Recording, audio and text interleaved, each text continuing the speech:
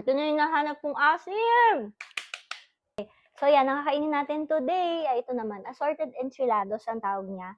Ang ganda nung name mo, nakalagay chew time, tapos meron diyang Bible verse, Jeremiah 29:11. So ayan, buksan natin siya. Ay, ito yung tsura niya sa loob, assorted candies.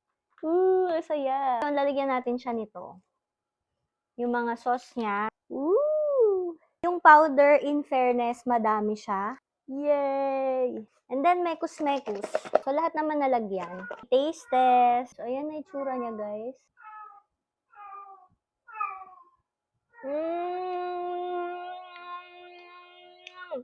Ito na yung nahanap kong asim!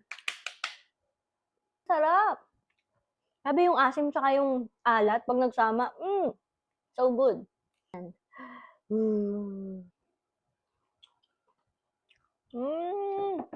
Okay.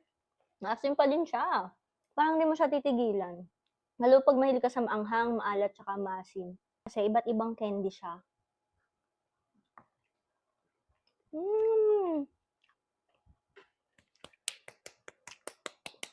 And this one is burger.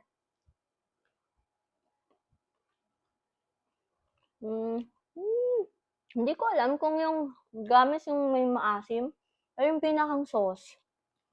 Kasi lahat na nakain ko, ang asim niya.